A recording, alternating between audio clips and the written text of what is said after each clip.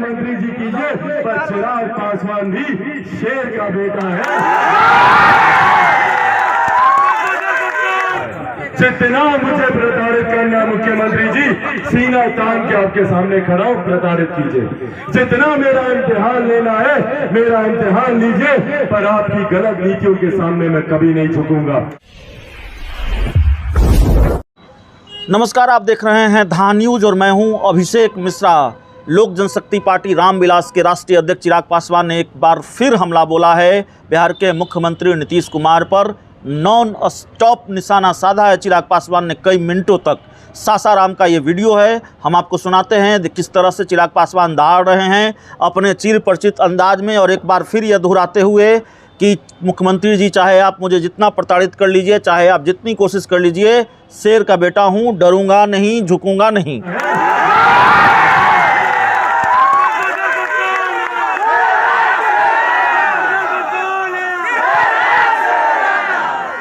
चिराग पासवान किसी से डरता है, ना किसी के सामने झुकता है। जितना मुझे प्रताड़ित करना मुख्यमंत्री जी, सीना तान के आपके सामने खड़ा हूं, प्रताड़ित कीजिए। जितना मेरा इम्तिहान लेना है, मेरा इम्तिहान लीजिए, पर आपकी गलत नीतियों के सामने मैं कभी नहीं झुकूंगा। अगर मुझे झुकना होता तो 2020 का समय था भैया, पिताजी का निधन हुआ था।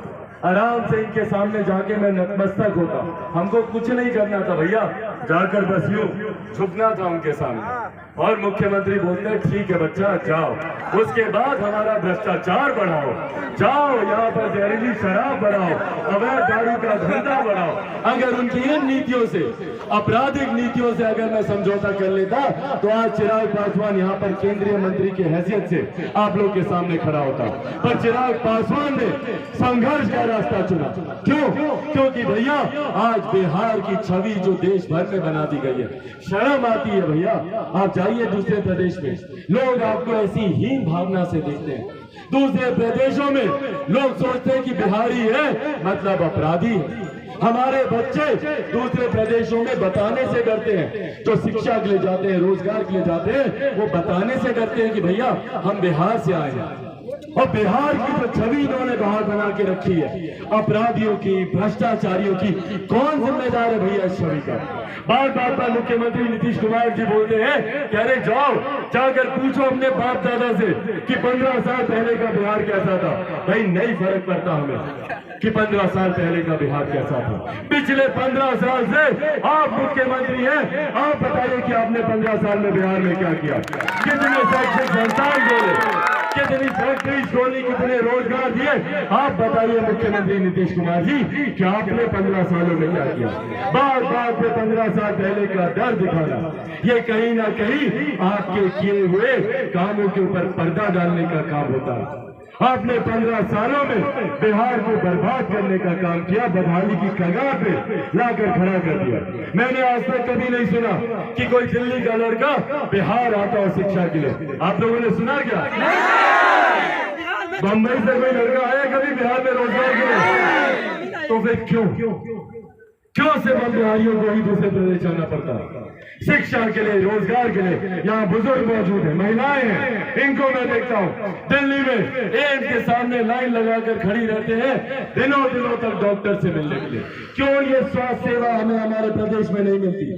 क्यों हमारे प्रदेश में बेहतर कॉलेजेस नहीं बनते, IT जॉब्स नहीं आते, IT सेक्टर नहीं खुलता? क्यों? क्योंकि मुख्यमंत्री नीतीश कुमार जी चाहते नहीं कि बिहार का युवा पढ़ लिख जाए।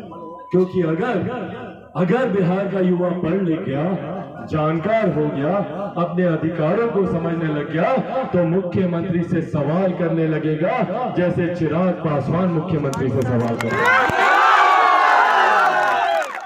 और ये सवाल इनको पसंद नहीं आते, तो सवालों को दबाने के लिए मुख्यमंत्री जी क्या करते हैं? दे दनादन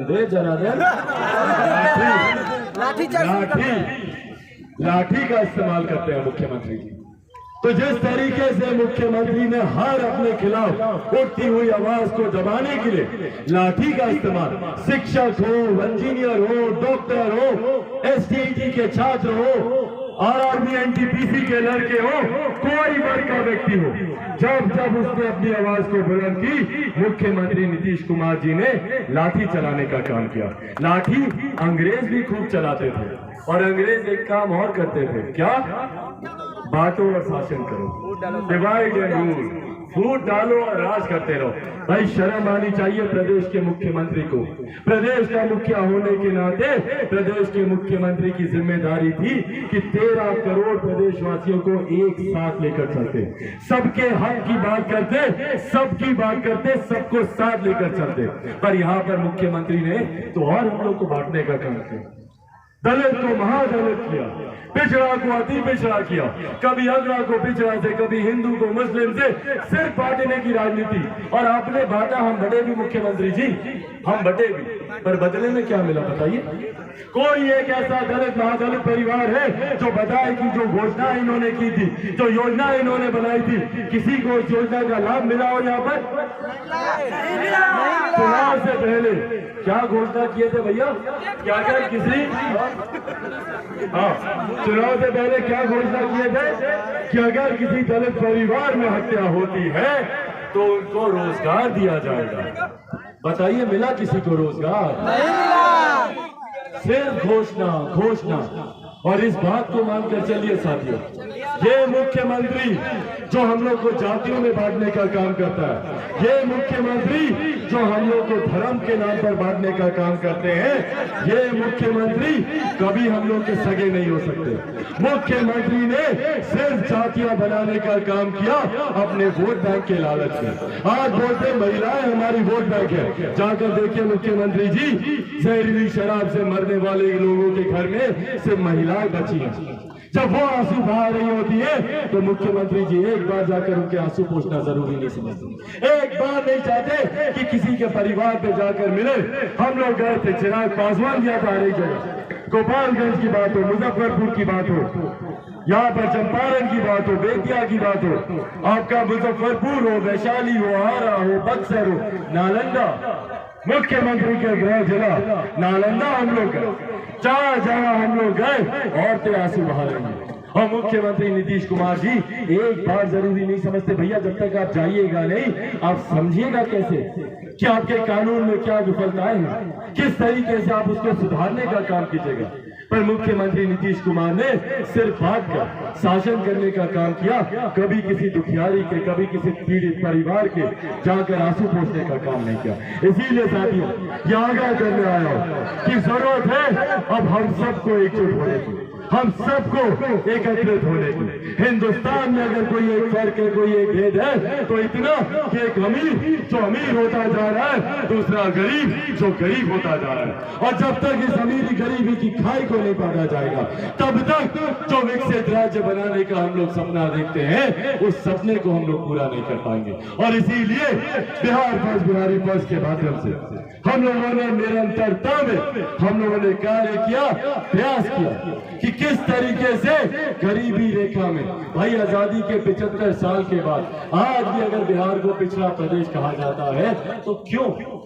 कई दिल्ली बंबई जैसे चमचमाते शहर बने और वही हमारा बिहार प्रदेश है। दिल्ली में विकास की बात तो मल्टीप्लेक्स, मेट्रो, शॉपिंग मॉल की बात, और यहाँ पर अगर विकास की बात होती है तो सोच हमारी सीमित हो जाती है कि हमारे आंगन में चापाकल कैसे करें, हमारे घर के सामने नली गली कैसे बने, हमारे गांव में ट्रांसफार्मर कैसे आए, यहाँ हमारी सोच आकर सीमित हो गई। इसीलिए साथियों बिहार फर्स्ट, बिहारी फर्स्ट के माध्यम से हम लोगों ने चाहते हैं हम लोग कि देश के, प्रदेश के, बिहार के हर एक गांव में, हर एक पंचायत में मूलभूत जरूरतों के अभाव को पूरा किया जा सके, हर जिले में मेडिकल इंजीनियरिंग कॉलेज खोला जा सके, हमारे गांव में ही फैक्ट्री लगे ताकि हमारे बच्चों को दूसरे प्रदेशों में ना जाना पड़े रोजगार के लिए, हमारे ही प्रदेश में आईटी जॉब, आईटी सेक्टर खुले। इस सोच के साथ बिहार फर्स्ट, बिहारी फर्स्ट आगे बढ़ना चाहता है, पर मौजूदा मुख्यमंत्री नीतीश कुमार जी इसी को नहीं चाहते और इसीलिए वो बार बार हम लोग को बांट कर, कभी दलितों को प्रताड़ित कर अलग अलग तरीके से भैया, कभी कोई फरमान चौकीदारों के लिए फरमान निकाल देंगे कि इसको इस जिले में, उसको उस जिले में, मतलब हर चीज पर कैसे भाई को भाई से अलग किया जा सके, सिर्फ इस सोच के साथ मुख्यमंत्री नीतीश कुमार अपनी राजनीति करते हैं। और बौखलाहट देखिए भैया, अहंकार देखिए मुख्यमंत्री जी का। क्या जब उनको अपनी सत्ता हिलती हुई दिखी, कुर्सी हिलती हुई दिखी, क्योंकि कुर्सी के बिना तो मुख्यमंत्री जी रह नहीं सकते। भाई लालू जी के साथ जाएंगे तब भी मुख्यमंत्री यही बनेंगे, भाजपा में वापस आएंगे तब भी मुख्यमंत्री यही बनेंगे, सरकार कोई हो मुख्यमंत्री यही बनेंगे, तीसरे नंबर की पार्टी हो जाएगी मुख्यमंत्री यही बनेंगे, आधे से ज्यादा प्रत्याशी इनके चुनाव हार जाएंगे पर मुख्यमंत्री यही बनेंगे। बिना कुर्सी के मुख्यमंत्री जी रह नहीं सकते। और कभी प्रधानमंत्री, कभी राष्ट्रपति।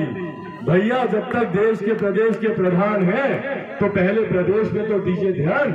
राष्ट्रपति प्रधानमंत्री बनने का जो आपका सपना है, जो व्यक्ति बिहार में सीएम मटेरियल के लायक नहीं है, वो अपने आप को पीएम मटेरियल समझते हैं। हो सकती है क्या? इसीलिए साथियों ये आग्रह करने आया हुआ था आप लोग के बीच कि आने वाले समय में एक बदलाव की ओर बिहार बढ़ रहा है। और तमाम युवा साथी, तमाम बुजुर्ग अपने अनुभव से इस बात से सहमत होंगे कि जिस तरीके से बिहार में राजनीति करवट ले रही है, मुख्यमंत्री जी जिस तरीके से हाशिए पर पहुंचते जा रहे हैं, भाई उनकी बौखलाहट थी ना कि कल जिस तरीके से उन्होंने विधानसभा में, सोचिए विधानसभा के अध्यक्ष शोभा देता है मुख्यमंत्री जी को, अध्यक्ष पद की गरिमा होती है भैया। भारतीय संविधान इस बात को कहता है कि कुर्सी पर बैठा हुआ शख्स जो भी हो वो उस पद की गरिमा है, उस कुर्सी की गरिमा है। और जिस तरीके से मुख्यमंत्री जी ने बार बार उंगली दिखाकर उस पद के ऊपर आपत्तिजनक टिप्पणी की, उस पद को, उस कुर्सी को अपमानित करने का काम किया, ये पूरी तरीके से संवैधानिक तरीके से भी ये गलत है और हम लोग इसकी घोर निंदा करते हैं। पर मुख्यमंत्री नीतीश कुमार जी हार को देखकर बौखलाते, तभी अपने भाषणों में भी जिस तरीके से रह रहकर मंच से भी उनका गुस्सा देखने को मिलता है, ये कहीं ना कहीं दर्शाता है कि मुख्यमंत्री जी अपनी हार को नहीं बचा पाए। और साथियों ये तो शुरुआत थी 2020 के चुनाव, इसकी एक खूबसूरत रूपरेखा अब ये विधान परिषद का चुनाव रखने जा रहे हैं। और यही आग्रह करने आया हूं मुख्यमंत्री जी की कुर्सी खिसकाने के लिए अगले चुनाव, वो मध्यावधि हो या जो भी हो, हम मान के चलते हैं कि मध्यावधि होंगे, क्योंकि जो भाजपा जदयू में जिस तरीके से टकरार है, लंबे समय सरकार चलेगी नहीं। तो जब भी चुनाव होंगे उसकी नींव में ये विधान परिषद के चुनाव इतिहास लिखेंगे। और इसमें से जीता हुआ लोजपा रामविलास का हर एक प्रत्याशी, हर एक विधान पार्षद जो जीत कर जाएगा, वो अगले विधानसभा के चुनाव की तैयारी में आपके अधिकारों को मजबूती से रखते हुए विधानसभा विधान परिषद में अपनी बातों को रखेंगे। और ये वादा आज यहाँ पर जब मैं मौजूद हूँ, रोहतास कैमूर से आए हुए तमाम अपने साथियों से न सिर्फ ये वादा करके जाता हूँ, बल्कि ये विश्वास दिलाकर जाता हूँ कि जब मेरे छोटे भाई यहाँ से जीत कर जाएंगे तो न सिर्फ वो आपके लिए संघर्ष करेंगे, बल्कि आपके हर अधिकार को आप कर जाकर आप तक